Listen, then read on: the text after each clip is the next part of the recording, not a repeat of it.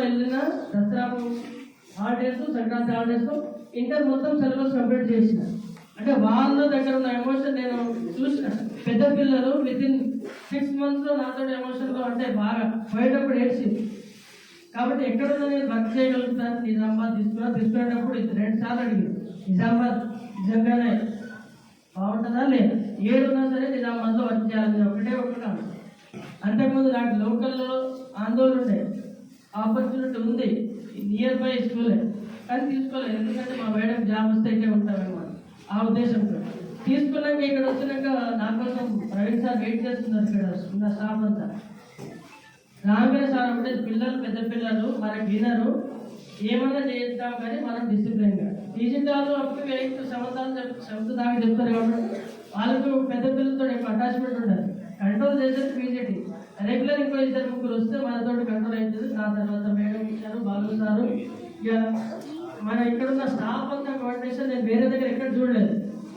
బీసీఎల్పీలో tribal వెల్ఫేర్లో అయితే పెద్ద పెద్ద రిటైర్మెంట్స్ దగ్గర ఉన్నారు, మనల్ని కలుసుకోరు.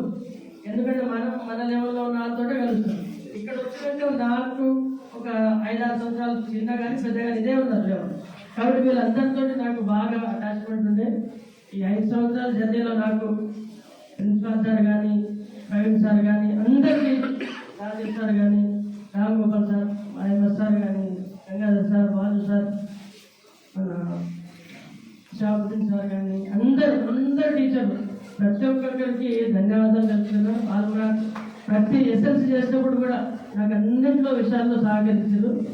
ఇంకోటి పిల్లలకి డిసిప్లిన్ విషయంలో అప్పుడప్పుడు మందలించి ఉంటా, తిరిగి ఉంటా, కొట్టిన చాలా సందర్భాల్లో కొడితేనే పిల్లలు. ఎందుకంటే నేను చిన్నగా ఉన్నప్పుడు మాకు ఎలా కొట్టిరో మీకు తెలియదు. మీకంటే ఒక 100 రెట్లు మాకు ఎక్కువ కొట్టింది. స్కూల్కి వచ్చినా రాకుండా పేరెంట్స్ చెప్తే పేరెంట్స్ తీసుకొచ్చి మళ్ళీ టీచర్ ముందు నిలబెట్టి ఇంకో 4 సంపని చెప్తుంది. సో అలాంటి సిచ్యువేషన్లో మిమ్మల్ని కూడా అప్పుడప్పుడు మందలించి ఉంటాను. ఇక మీ మంచి కోరిక అనుకొని మన్నించి ముందుకు వెళ్ళిపోవాలి.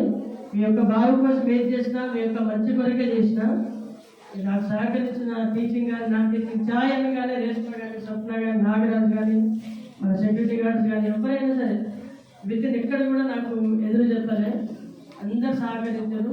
ఈ స్కూల్ నా లైఫ్లో ఒక మెమరబుల్ మూమెంట్ ఉంటుంది. ఈ 5 years అని నేను ఎప్పుడు మర్చిపోలేను. నేను వచ్చినప్పుడు రాజేష్ సార్ మీ యొక్క ఆతిథ్యాన్ని మర్చిపోను. Thank you.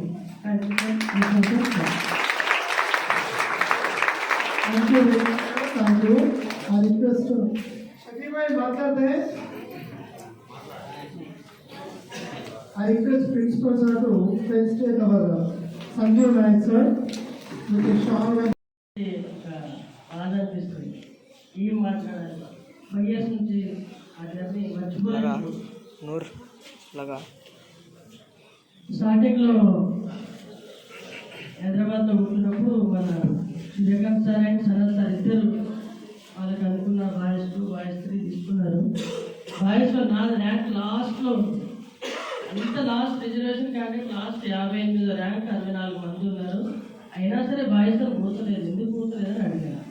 అడిగితే ఏం లేదు సార్, మంచిగా ఉంది, అంత నార్మల్ అన్నారు. మరి అంత టాప్ ఉన్న వాళ్ళు నిజామాబాద్ లోకల్ తీసుకుంటలేరు, మరి తీసుకోవాలని అతను ఒకటే అనుకున్నాను. అంతకుముందు 8 years పనిచేసిన శిశు మందిర్లో 4 years. అక్కడ వీళ్ళకంటే ఇంకా గవర్నమెంట్ పిల్లలు ఉంటారు, మనుషులు ఉంటారు, అందరూ ఉంటారు. వాళ్ళను అంటే ఒకటే నాకు ఇంతకుముందు చెప్పింది, శిశు మందిలో చేసిన వాళ్ళు ప్రపంచంలో ఎక్కడైనా వర్క్ చేస్తారు. ఆ ఒక్క కాన్ఫిడెన్స్ తోటి బీసీ వెల్ఫేర్లో చేశాను, ట్రైబల్ వెల్ఫేర్ హాస్టల్లో చేశాను. నేను చదువుకున్నది అదే హాస్టల్, ట్రైబల్ వెల్ఫేర్లో. ఈ హాస్టల్స్ అంతా మనకు తెలిసే కాబట్టి ఏడు ఉన్నా సరే పిల్లలు అలాగే ఉంటారు.